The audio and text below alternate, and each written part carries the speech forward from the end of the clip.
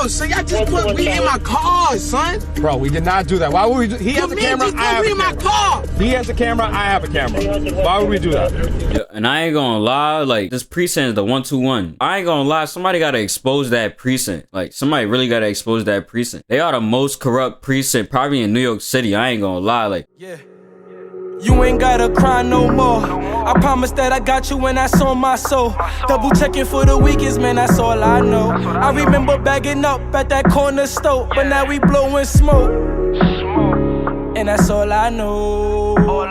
Yeah, at that PLO. What's good, YouTube? It's your boy Top BUXAPLENTY here, checking in with the BUXAPLENTY squad. I hope everybody's having a good weekend. Monday's Memorial's Day. That's an extra day out for us, you feel me? So if you got work or anything, we don't got no work. We lit, you feel me? We outside. But honor to all the fallen soldiers, no funny shit. But I got things to do today, you feel me? So we gonna get straight into this video. It's crazy because I already seen this video like years ago, and I actually know this person, you feel me? So this is crazy how this popping up again. Somebody re-uploaded it. So I'm reacting. This shows you that cops been on some bullshit for a while, and I'm sorry that I keep doing the cop videos. I ain't gonna lie, like when I be going through my YouTube, I don't know, a lot of cop videos be popping up of some bullshit that they probably be doing, or a good cop that's doing well. I don't know, but it just be popping up on YouTube. So I'm like, freaking, we gonna react to it. And I want y'all to see this because, like I said, I know this person, and I like remember this day like it was yesterday. Like I wasn't there specifically, but when the situation unfolded and we started getting the truth, like I remember this day like it was yesterday. Like this was crazy. I ain't gonna lie.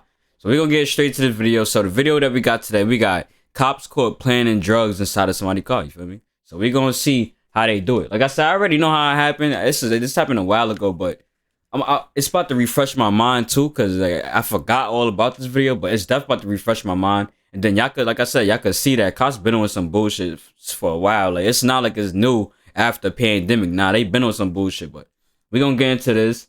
And I ain't gonna lie. Let me tell y'all. He did win his lawsuit. He got a lawsuit and everything. So everything is fine now, you feel me? They was harassing him. This is multiple times. This is not just the first time. It kept harassing him, but he got this lawsuit, you feel me? So he's good right now.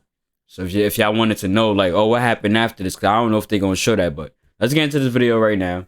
Y'all be safe. Y'all always make sure I record it because we have the right to freedom of press. Y'all always make sure that these cops got their body cam on. Always ask them, do you have your body cam running? And then to know if their body cam is running, you should see like a red light on their body cam. If it's not on, that means it's not running. I think they do have a little ghost mode, but that's not supposed to be on at all. So let's get into this video.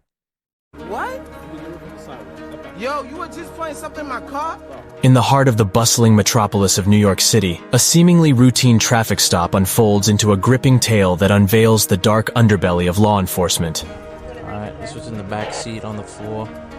So marijuana cigarette. You see the littlest thing that people was getting locked up for. Like that's the reason why a lot of people that was locked up for weed, like marijuana, is out right now, because there was so much people inside the jails. Like the jails is majority is just full because of people that did marijuana or that smoked. The littlest thing, like you could have a little drop on your carpet or something, you getting locked up for years or something crazy for the littlest thing. It all begins on an ordinary day in Staten Island when officers Elmer Pastron and Kyle Erickson spot a BMW with tinted windows and a driver who neglects to signal. Little do they know that this innocuous encounter will expose the length some officers are willing to go to make an arrest. Approaching the vehicle, the officers quickly realize they are dealing with 4 young black men. Backup is called as suspicion grows, and Officer Pastron recognizes some of the passengers, claiming they are associated with a notorious... So that's what I was trying to say though. They was been getting harassed. Like the cops been harassing them before this situation. Like I think they got pulled over like 3 times, 4 times before this situation. And after this, I don't know. No, I don't think after this they were still getting bothered. Most likely they still was, because you feel me? Like I said, I know some of these people, and to this, some of them is locked up. You feel me? Some of them is locked up to this day right now. So free some of these people, but feel me? Like local gang. Cops is crazy. I don't appreciate being lied to. I know there's weed in the car. I smell it. And the controversial issue of marijuana possession. Moreover, the driver, Lasu Kuyate, has a previous assault conviction. Wait, why are you searching me? Like, why are you touching me? No, I don't have nothing on me. Further fueling their suspicions. The stage is set for what will become a gripping narrative of power, corruption, and the struggle for justice. Officer Erickson, seemingly driven by his own motivations, decides to search the car and its occupants. Pastron's body camera remains on, capturing the unfolding drama, while Erickson's camera mysteriously... Whoever created body cams is really like, God bless you, because imagine what was going on without the body cams. Cause I know, you feel me, police been here for so long. there was no body cams back in the day. I already know about that. So imagine what was going on and how much stuff that cops was getting away with. Like, God, but and then they still getting away with shit with body cams. So really, God bless whoever made body cams still. Like, I ain't gonna lie. Malfunctions, ceasing to record. Erickson begins his search, focusing on the passenger side and casting an intrigued gaze towards the rear floor area of the vehicle. Thinking he's slick. Backseat looks pretty clear. Here, the plot takes an unexpected turn. Erickson, Watch his hand. aware that his camera is not recording, discreetly maneuvers through the car's interior. While Pastran's camera...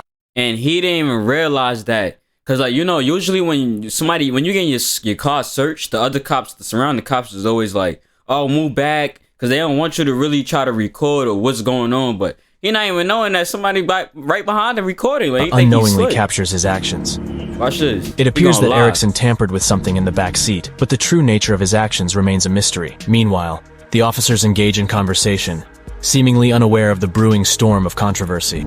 Unbeknownst to Erickson, the car owner records his actions using a cell phone, capturing the officer holding small plastic bags whose contents and purpose are shrouded in uncertainty. Yo, you were just playing something in my car? Bro, step back. Excuse me. Wait, hold on. Step back. Yo, he playing something in my car, yo. He playing something in my car. I'm not getting locked up. The driver, handcuffed and left powerless, manages to discreetly document the unfolding drama. The truth hangs in the balance as the officer's actions are caught on camera, inadvertently revealing the deceit that may lie at the heart of this encounter. Nah, we didn't find it, but he's bugging out, so I guess now it's gonna be OTA. He's not letting us do our job, you know? That's crazy. Like, he really planned something in his car. They ain't getting locked up on the spot. I think everybody else was able to go, but that's crazy though. But like I said, the situation already got handled. Then he's Gucci right now. Like, that lawsuit, it was a blessing for him. I ain't gonna lie. Pastran, dedicated to his duty, continues his search, meticulously examining the rear floor area. Yet, despite their thorough scrutiny, the officers find no evidence of wrongdoing. In a moment of frustration, Erickson re-enters the back of the car, unaware that his camera has been reactivated. Like, you already checked the back so many times. Yeah. Not knowing that his body camera is on, he is clearly seen carefully planting marijuana in the back seat to make it look real. His actions, hidden from his partner, are captured once again, casting further doubt on the integrity of the encounter. Alright, this was in the back seat on the floor. It's a marijuana cigarette, lit. Just had a... That's crazy. Imagine being a cop, actually pulling somebody over for really having marijuana. You take that into evidence, you lock the person up, then you take that evidence back out the evidence locker, you rip it up or you do whatever you want, a little piece, you put it in your pocket, and then you go find an innocent victim and plant the weed on them and get them locked up for years. Like, come on, bro, this is crazy. It's very crazy. I found a cigarette blunt, okay? It was lit when I found it on the floor. Yeah. He said it was lit when he found it on the floor. Soon as they even got to that car, I did not even see not one smoke come out of that car. Like, the car not even cloudy or anything. They opened up the car, it looked Gucci. Nobody was smoking in it just now. It don't, like, that's crazy. I didn't mind. Huh? You wanna take him home? We only have it on him. Yeah? Yeah. So he's on that. Yeah, but anything, narcotics in the car burning. All of them gone. No, not weed. Sure. Yeah. Alright, listen, we found it, okay? Good? Yeah. Okay. The footage then transports us to the police station, where the handcuffed driver is taken for processing. Pastran engages in a conversation with him.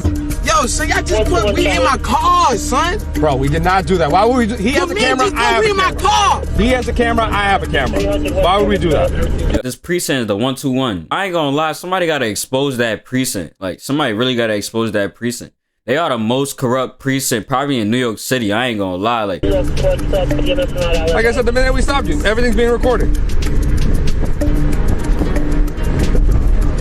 So for him to do that, that'd be the dumbest thing ever. He'd lose his job over a dumb arrest like this. Yeah, it's dumb.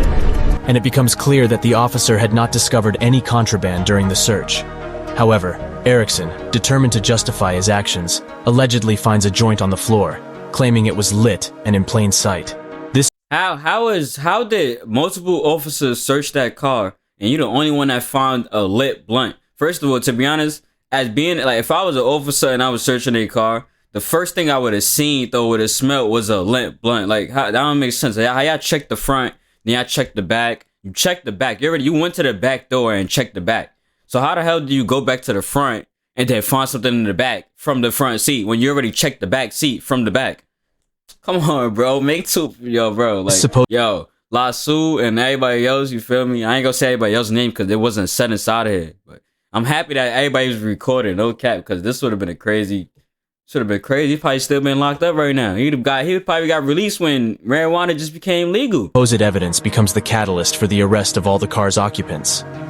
As the legal process unfolds, the driver finds himself behind bars, charged with marijuana possession. In the courtroom, Officer Erickson confidently testifies that he found the joint, justifying the arrest of the driver and his companions. But the conflicting footage captured by the body cameras takes center stage, casting doubt on the officer's claims. The judge, alarmed by the inconsistencies, interrupts Erickson's testimony, realizing the significance of this compelling evidence. Recognizing the severity of the situation, the police department is advised to provide Erickson with legal counsel. In a stunning turn of events, the case against the driver eventually crumbles, with the marijuana charges dismissed and sealed. The internal investigators of the NYPD, reviewing the video evidence, declare no misconduct by the officers. Officer Pastron remains silent, evading any public comment, while Officer Erickson chooses not to provide a statement, leaving a lingering sense of uncertainty and unanswered questions about the conduct of law enforcement. In the wake of this captivating saga, the incident serves as a stark reminder of the deeply entrenched issues within the criminal justice system. If you love stories like this, subscribe.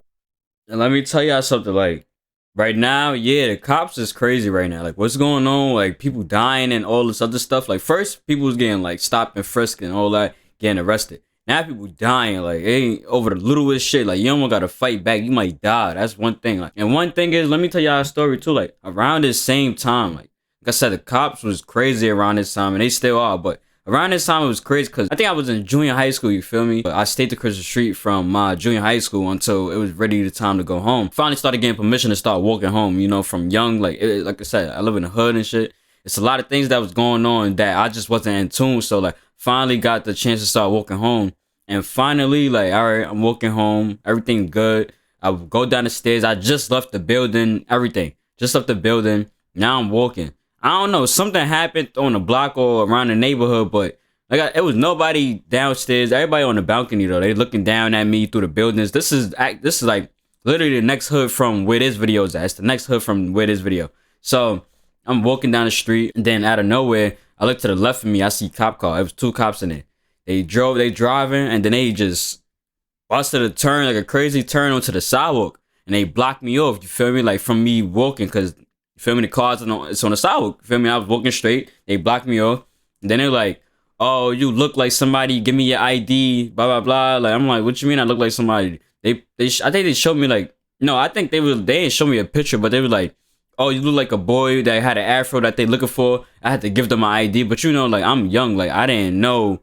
Like, the laws that I know now, I didn't know back then, so I gave them my ID, feel me? And they were like, oh, nah, that's not him. And then the second time, inside that same hood that we just seen, inside the same hood, I was like 4 to 5 blocks down. I was with my older brother, and we was with these two girls, you feel me? We like 5 blocks down from, I guess, a party. I don't think the party was even anywhere near us.